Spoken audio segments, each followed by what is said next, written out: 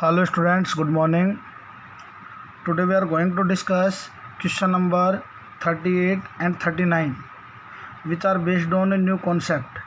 37 तक जो क्वेश्चंस थे उसमें नया पार्टनर गुडविल का पैसा नगद लेकर आ रहा था, लेकिन इन क्वेश्चंस में नया पार्टनर गुडविल का पैसा नगद लाने में इनकैपेबल है।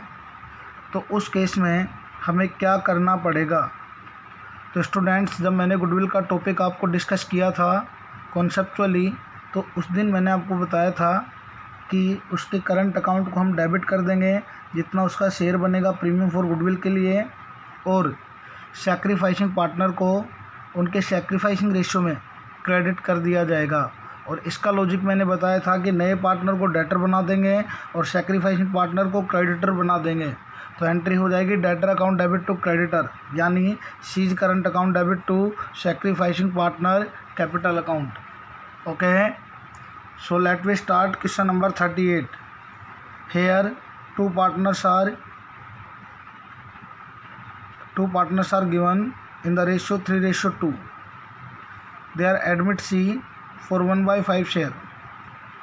C bring cash 40,000 for capital, but he is unable to pay in cash for goodwill.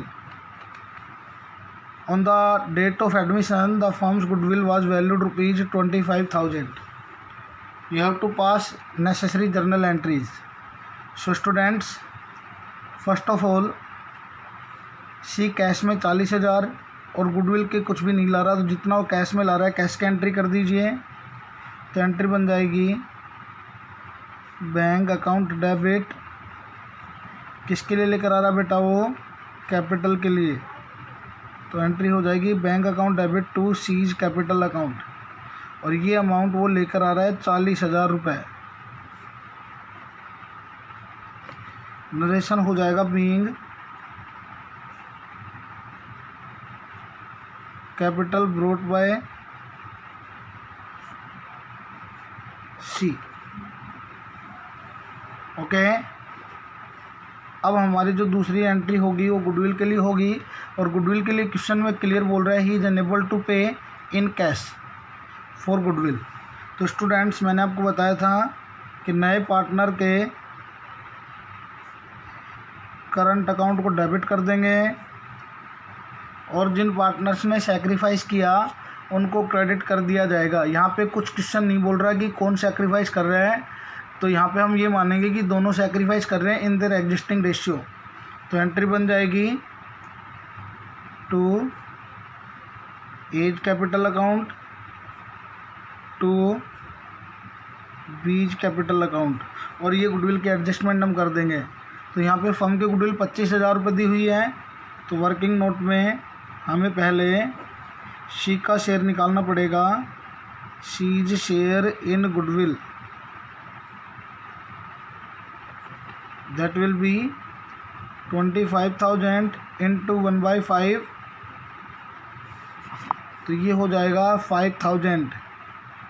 He will be liable to pay rupees 5,000, so 5,000 will be debited in C's current account, and this 5,000 will be provided to A and B in their old ratio. That means we are assuming that is their sacrificing ratio. तो A का share 3,000 और B का share 2,000 रुपये, उस 5,000 में उसे उन्हें मिल जाएगा। और नरेशन लिख देंगे हम being goodwill adjusted, being goodwill adjusted. So students, this was the question of 38. Very simple question. नया पार्टनर जब आएगा तो कितना लेकर आता, अगर नहीं लेकर आ रहा तो उसके करंट अकाउंट को डेबिट कर दो, अगर वो लेकर आ रहा है कैश लेकर आ रहा है तो उसके कैश अकाउंट को डेबिट कर दो, बैंक अकाउंट को डेबिट कर दो। और नीचे क्या आ जाता है उस केस में, टू प्रीमियम फॉर गुडविल। यहाँ पे प्रीमियम आ ही नहीं रहा एक्चुअल में, तो उसका करंट अकाउंट डेबिट करके ये पैसा किसको देना है, सैक्रिफाइसिंग पार्टनर को इन देयर सैक्रिफाइसिंग रेशियो। अगर सिंपल वर्ड्स में बोलूँ तो मैंने सी को क्या बना दिया, फर्म का डेटर, और ए और बी को क्या बना दिया, फर्म का creditor. So it will be the adjustment entry for premium for goodwill. Okay, चलिए अब क्वेश्चन नंबर 39 डिस्कस करते हैं। और ये एक बड़ा क्वेश्चन है, इसमें बहुत सारी कैलकुलेशंस आपसे पूछी हैं और 2-3 इसमें आपसे रिक्वायरमेंट्स पूछी हैं, तो आपको करनी है ये सारी कैलकुलेशंस। तो चलिए स्टार्ट करते हैं। पहले क्वेश्चंस को मैं रीड कर देता हूँ आप लोगों के लिए। A and B are two partner in the ratio 3:2, यानी ये इनका ओल्ड प्रॉफिट शेयरिंग रेशियो है। They admit C for 1/4 share. Okay, आगे लिखा हुआ है He acquired 1/5 of his share from A, यानी C अपने हिस्से का, C का जो हिस्सा है उसका 1/5 किससे लेगा वो? ए से। हिज शेयर बोला है, अगर क्लियर बोलता फ्रॉम ए से तो यहाँ पे हम 1/4 में से 1/5 को माइनस कर देते हैं। ओके, लेकिन सॉरी 1/4 में से ले रहा है तो बैलेंस वो बी देता, लेकिन यहाँ पे बोला है हिज शेयर फ्रॉम ए। 1/4 का 1/5 किससे ले रहा है वो? ए से। और आगे कुछ नहीं बोला तो अंडरस्टूड है कि बैलेंस जो बचेगा वो किससे लेगा वो? फ्रॉम बी से। तो 1/5 जब ए ने दे दिया तो बैलेंस 4/5 वो विद शेयर उसके हिस्से का किससे लेगा वो? From B. ओके, क्वेश्चन में goodwill based on capitalisation of average profit of last 5 years, यानी यहाँ पे आपको गुडविल की कैलकुलेशन करनी पड़ेगी। तो जो गुडविल निकलेगी फर्म की गुडविल, वो कैपिटलाइजेशन ऑफ एवरेज प्रॉफिट के बेस पे निकलेगी। यानी यहाँ पे गुडविल ऑफ फर्म के लिए जो फॉर्मूला लगने वाला है वो होगा average profit upon NRR into 100 minus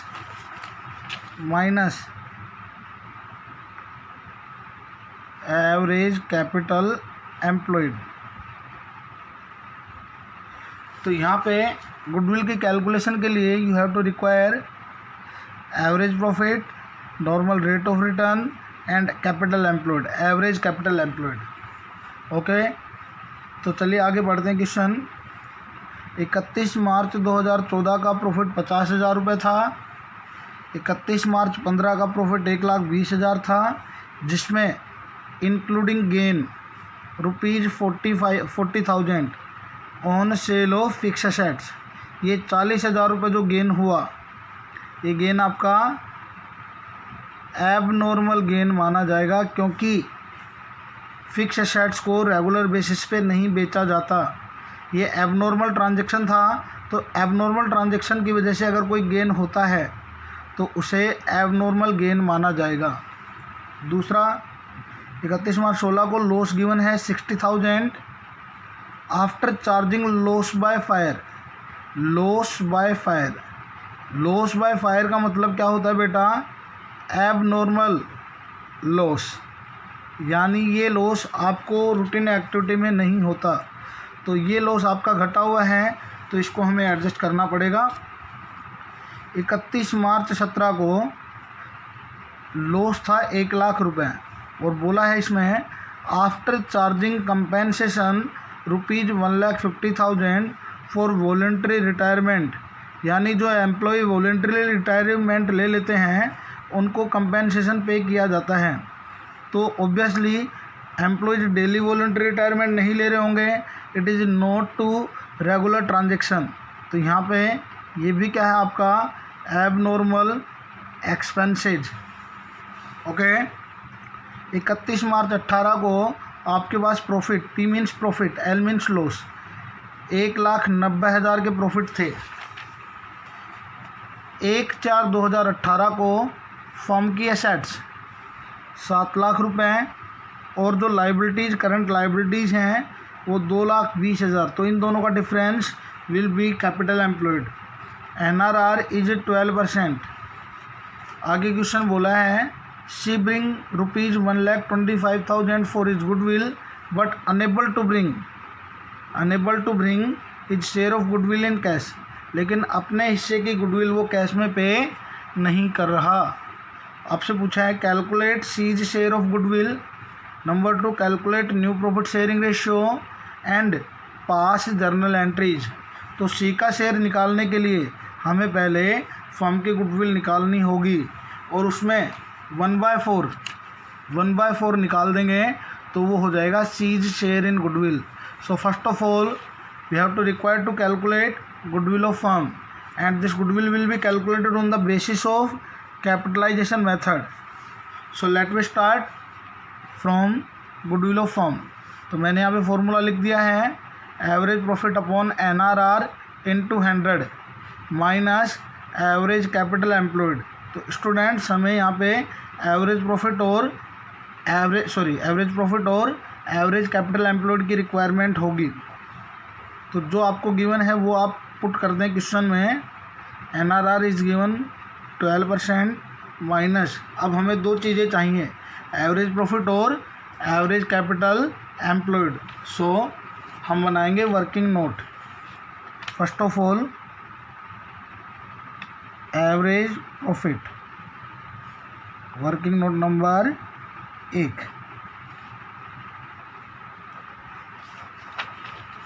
average profit निकालने के लिए पिछले 5 सालों के प्रॉफिट को आधार मानना पड़ेगा, क्योंकि क्वेश्चन में क्लियर बोल रहा है average profit of last 5 years. So first of all हम इन 5 सालों के प्रॉफिट को लिख लेते हैं 2014, 2015, 2016, 2017 और 2018। यहाँ पे मैं नेट प्रॉफिट को पॉजिटिव वे में 50,000, यहाँ पे भी प्रॉफिट है 1,20,000 रुपये का।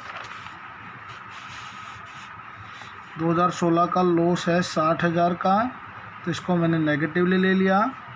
2017 में भी लॉस है 1,00,000 का, इसको मैंने नेगेटिवली ले लिया। और 2018 में 1,90,000 का आपको प्रॉफिट गिवन है। अब इनमें जो एडजस्टमेंट है वो यहीं कर देंगे हम, क्योंकि related to that particular year है वो।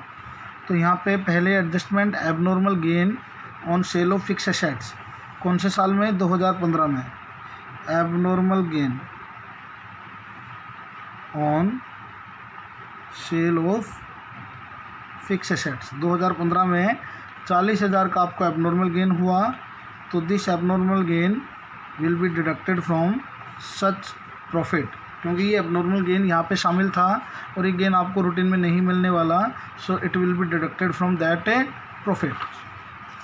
उसके बाद 2016 में after charging loss by fire, तो ये एबनॉर्मल लॉस हो गया बेटा, एबनॉर्मल लॉस बाय फायर से आपको नुकसान हुआ 50,000 का 2016 में। तो ये लॉस भी आपका परमानेंट रेगुलर बेस में लॉस नहीं है, तो इस लॉस को आपको ऐड करना पड़ेगा, क्योंकि ये लॉस ऑलरेडी डिडक्टेड है, लिखा हुआ आफ्टर चार्जिंग। घटाने के बाद लॉस कितना बचा? 60,000। तो बेटा ये 50,000 आपने ऑलरेडी घटा रखे हैं और ये लॉस आपका रूटीन का लॉस नहीं, इसलिए ये वापस से री ऐड कर देंगे। Okay. 31 March 17 after charging compensation ₹150 for voluntary retirement. तो ये एबनॉर्मल एक्सपेंसेज है, तो इसे भी हम माइनस कर दें, प्लस कर देंगे। Abnormal expenses on voluntary retirement, और ये वॉलंटरी रिटायरमेंट पे किया जाने वाला 1.5 लाख का खर्चा आपका घटा हुआ है, आफ्टर चार्जिंग लिखा हुआ है यहाँ पे, तो इसे भी री ऐड कर दिया जाएगा। Okay. So it was the adjustment related to particular year. इससे आपके पास निकल जाएगा बेटा एडजस्टेड प्रॉफिट। तो सभी को प्लस कर दीजिए, 50,000, 20 और 40, यानी यहाँ पे नेट हो जाएगा 80,000, 60 नेगेटिव, 50 पॉजिटिव, तो 10,000 नेगेटिव बचेंगे यहाँ पे। 1 लाख नेगेटिव, 1.5 लाख पॉजिटिव, तो 50,000 पॉजिटिव बचेंगे यहाँ पे। और यहाँ पे 1,90,000 ऐसे कैसे आ जाएंगे। तो ये था आपका एडजस्टेड प्रॉफिट। अब एवरेज प्रॉफिट निकालने के लिए हम इनका सभी का प्लस करना पड़ेगा और 5 से डिवाइड करना पड़ेगा। 50,000 प्लस 80,000 प्लस -10,000 प्लस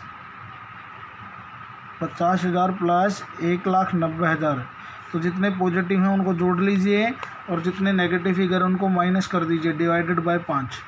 तो ये हो जाएगा आपका पॉजिटिव फिगर्स का टोटल 370 और नेगेटिव फिगर का टोटल 10,000 और इनको हम 5 से डिवाइड कर देंगे तो 3,60,000 डिवाइडेड बाय 5। तो हो जाएगा आपका 72,000। तो स्टूडेंट्स ये आ गया आपका एवरेज प्रॉफिट। अब इस एवरेज प्रॉफिट को हम पुट कर देंगे उसके पर्टिकुलर प्लेस पे। तो 72,000 हमने पुट कर दिया। अब हमें चाहिए एवरेज कैपिटल एम्प्लॉयड, तो उसकी भी हमें कैलकुलेशन करनी पड़ेगी वर्किंग नोट के थ्रू।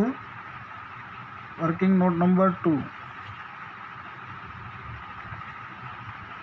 Average capital employed. मैंने आपको बताया था assets, sundry assets minus external liabilities will be closing capital. और क्लोजिंग कैपिटल को क्या मान लेते हैं हम, एवरेज कैपिटल। तो यहाँ पे सन्ड्री एसेट्स आपको गिवन है 7 लाख रुपए की और करंट लायबिलिटी आपको गिवन है 2,20,000 की। तो 7 लाख माइनस 2,20,000, तो ये आपका बच जाएगा 4,80,000। 480 को अब हम क्या करेंगे, फॉर्मूले में पुट करेंगे 4,80,000। 4,80,000 माइनस कर देंगे इस पर्टिकुलर डिजिट में। इससे बोला जाता है कैपिटलाइज वैल्यू बिजनेस या कैपिटलाइज वैल्यू प्रॉफिट। तो 7,20,000 12 6 से कट जाएगा, 6 बार कट जाएगा, 12 6 72 000। 6 lakh minus 480, 6 lakh minus 480 equal to 1,20,000 और ये हो जाएगी goodwill of firm. Goodwill of firm. तो स्टूडेंट्स आपकी रिक्वायरमेंट ये नहीं थी, आपकी रिक्वायरमेंट थी calculate C's share of goodwill. तो इसमें उसका शेयर 1/4 निकाल देंगे हम, तो आ जाएगा सीज शेयर 1,20,000 इंटू 1/4। तो सी का शेयर गुडविल का होगा 30,000 रुपये। सी का शेयर गुडविल का कितना होगा बेटा, 30,000 रुपये। So it was the calculation of C's share of goodwill. तो अब हम करते हैं इसका part 2, that is calculate new profit sharing ratio. तो स्टूडेंट्स अब हमें कैलकुलेट करना है second part of the question, that is new profit sharing ratio.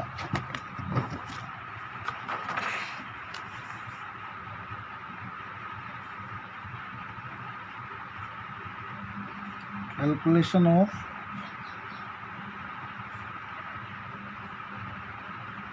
New profit sharing ratio.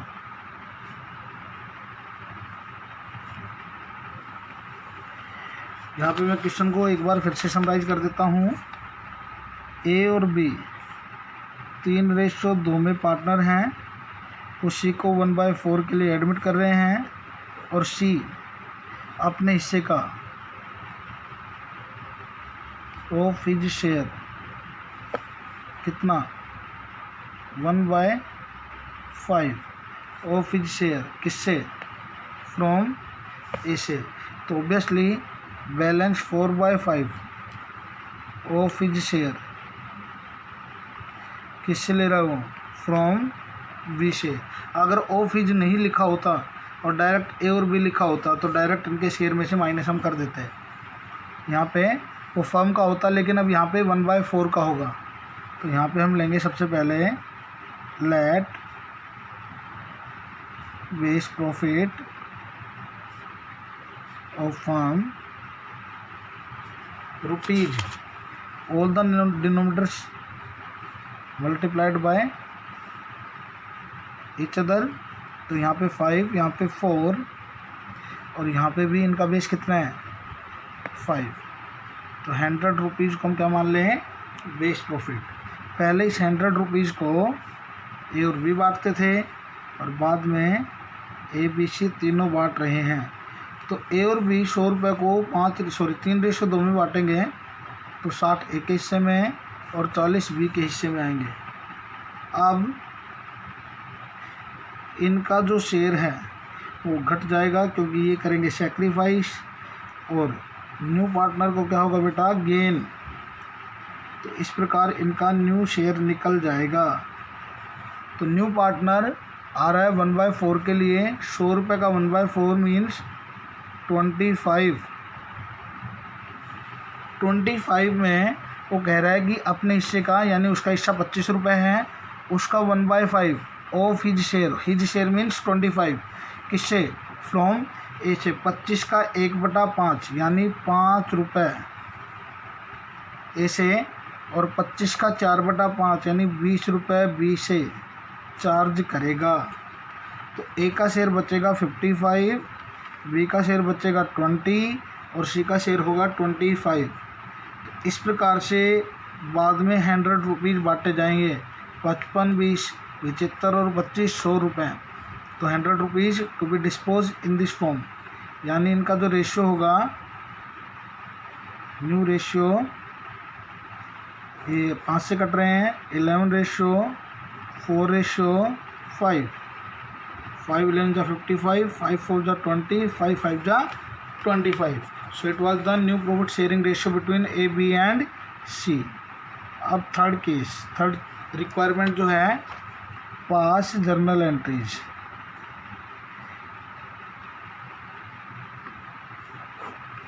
तो स्टूडेंट्स यहाँ पे सी कैपिटल के लिए कितने रुपए पे कर रहा है बेटा, कैपिटल के लिए दे रहा है वो 1,25,000, जबकि गुडविल के लिए वो कैश नहीं दे रहा। तो कैपिटल की एंट्री कर दीजिए पहले तो आप।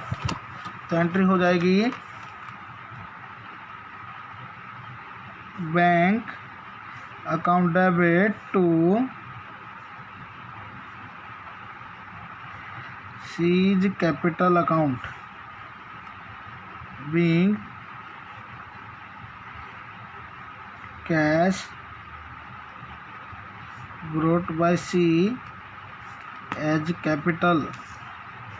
तो स्टूडेंट्स सी ने कैपिटल के रुपए पे किए 1,25,000, जबकि वो अपने हिस्से की गुडविल के लिए कैश लाने में इनकैपेबल है। But he is unable to bring his share of goodwill in cash. His share of goodwill in cash is 30,000। 30,000 रुपये वो गुडविल के नहीं ला सकता। तो उसकी एंट्री हमें उसके करंट अकाउंट के थ्रू पास करनी पड़ेगी। तो एंट्री हो जाएगी C's current account debit to A's capital account to B's capital account. उसका शेयर 30,000 रुपये था। इस 30,000 को सैक्रिफाइसिंग रेशियो में क्रेडिट किया जाएगा सैक्रिफाइसिंग पार्टनर को। यहाँ पे हमें सैक्रिफाइस को कंसिडर करना पड़ेगा। और सैक्रिफाइसिंग क्या है 5 और 20। तो यहाँ पे सैक्रिफाइसिंग रेशियो क्या हो जाएगा बेटा 1:4। 1:4 में इस 30,000 रुपये को बांटा जाएगा। तो ये आ जाएंगे 6,000 of A and 24,000 of B. So it was the second journal entry, first for capital and second for premium for goodwill. Narration क्या हो जाएगा being premium for goodwill adjusted. So it was the solution of question number 39. बड़ा ही अच्छा question था। इसमें आपसे 3 requirements मांगी। किसी का शेयर निकालो गुडविल में, new profit sharing ratio calculate करो और जर्नल एंट्रीज पास करो। तो सी का शेयर गुडविल में निकालने के लिए हमें फर्म की गुडविल निकालनी होगी, और फर्म की गुडविल निकालने के लिए आपको मेथड कौन सा दिया हुआ था, on the basis of capitalisation of average profit. तो इसका फॉर्मूला पुट कर दिया मैंने, average profit upon NRR into 100 minus average capital employed. NRR यहाँ पे गिवन था 12% और 100 आपको लेना ही है। यहाँ पे हमें 2 चीज़ें चाहिए, एवरेज प्रॉफिट और एवरेज कैपिटल एम्प्लॉयड। तो एवरेज प्रॉफिट निकालने के लिए हमने सभी सालों के प्रॉफिट को लिख लिया। नेट प्रॉफिट 5 सालों का था 50,000, 1,20,, 60, 1 लाख और 1,90,000। अब इनमें एबनॉर्मल लॉस को हमने जोड़ दिया जिस साल में था, और एबनॉर्मल इनकम्स को मैंने माइनस कर दिया। तो यहाँ पे पहले साल में 2015 में एबनॉर्मल गेन था, दैट विल बी डिडक्टेड, और अगले 2 सालों में एबनॉर्मल लॉस था, दैट विल बी एडेड। तो इस प्रकार हमारे पास एडजस्टेड प्रॉफिट आ गया था। एडजस्टेड प्रॉफिट का हमने एवरेज निकाल लिया था, दैट वाज ₹72,000। और वर्किंग नोट नंबर 2 में हमने निकाला average capital employed, that will B deduction between sundry assets minus sundry liabilities, that is external liabilities. Sundry assets was given in the question ₹7 lakh and sundry liability 220। तो 7 लाख में अगर 220 minus कर दें तो कितने बचेंगे बेटा, 4,80,000। तो ये आपका एवरेज कैपिटल एम्प्लॉयड आ जाएगा। अब इसको हमने पुट कर दिया फॉर्मूले में, average profit was 72,000, average capital employed was 4,80,000। तो goodwill of the firm was ₹1,20,000। ये फर्म की है। इसमें सी का शेयर कितना होगा, 1/4 यानी 30,000। इस प्रकार से सी का शेयर हमने निकाल दिया, और वो है हमारा 30,000 रुपये। ओके, तो पहली कैलकुलेशन दूसरी में हमने बहुत अच्छे से किया। इसमें क्वेश्चन में था कि सी आ रहा है 1/4 के लिए, और वो अपने शेयर का 1/5 ए से लेगा और बैलेंस फ्रॉम बी से लेगा। ऐसा बोला नहीं था, लेकिन ये अंडरस्टूड है कि बैलेंस किससे लेगा, वो बी से। तो यहाँ पे हमने बेस प्रॉफिट 100 रुपये लिया, 100 रुपये को 3/2 में बांटा, 60 और 40। अब सी आ रहा है 1/4 के लिए, तो उसका शेयर कितना होगा बेटा, 25 का 1/5 किससे लेगा, वो ए से। तो 25 का 1/5 that will be 5 and balance from B. तो बैलेंस कितना रह गया, 25 में से 5 ए ने दे दी तो 20 किस कौन देगा, 20 भी देगा। तो यहाँ पे नेट रिमेनिंग अमाउंट कितना बच जाएगा, 55 of A, 20 of B and 25 of C. तो इसका हम काट देंगे इनको, तो ये हो जाएगा 11:4:5। तो सेक्रीफाइसिंग रेशियो इन दोनों का आ जाएगा 5:20, दैट विल बी 1:4। तीसरे ने एंट्री पास की, entries will be bank account debit to C's capital, क्योंकि कैश में लेकर आ रहा था, और गुडविल का पैसा वो कैश में नहीं लेकर आ रहा था, तो इसलिए हमने एंट्री की C's current account debit to A's capital to B's capital, A's capital to B's capital. 30,000 रुपये को हमने सेक्रीफाइसिंग रेशियो में 1:4 में डिस्ट्रीब्यूट कर दिया। तो 6,000 एक हिस्से में और 24,000 बी के हिस्से में आ गए। So students, it was the question number 39. You have to solve this question in a honest way. Okay, thank you so much.